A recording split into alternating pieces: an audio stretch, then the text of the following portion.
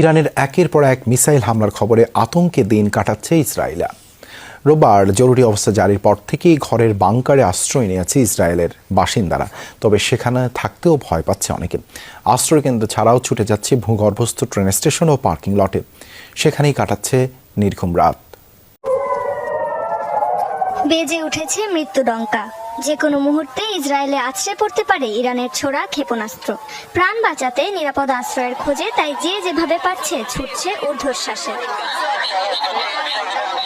যাদের বাড়িতে আশ্রয় কক্ষ নেই তাদের ভরসা ভূগর্ভস্থ ট্রেন স্টেশন, পার্কিং লট বা নিকটবর্তী আশ্রয় কেন্দ্র। সেখানেই কাটাচ্ছেন নির্ঘুম রাত। নিজ বাড়িতে বাংকার থাকলেও সেখানে থাকতে ভয় পাচ্ছে অনেকে। একা থাকার চেয়ে জনসমাগমপূর্ণ স্থান বেশি নিরাপদ মনে করছেন আশ্রয় প্রার্থীরা। অ্যাপার্টমেন্টের ভিতরে আশ্রয় কক্ষ থাকলেও সেখানে একা থাকতে খুব ভয় লাগে আমার। তাই মানুষের সঙ্গে ভূগর্ভস্থ জায়গায় থাকতে বেশি স্বাচ্ছন্দ্য বোধ করি আমি।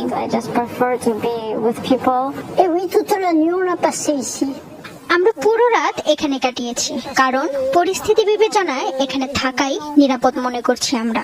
গভীর রাতে আমি ও আমার মেয়ে দৌড়ে এখানে চলে আসি। রোববার ইরানে যৌথ হামলার পর ইসরায়েলে জরুরি অবস্থা জারি করে প্রশাসন। এরপর থেকে বাসিন্দাদের মাঝে ছড়িয়ে পড়ে ভীতি।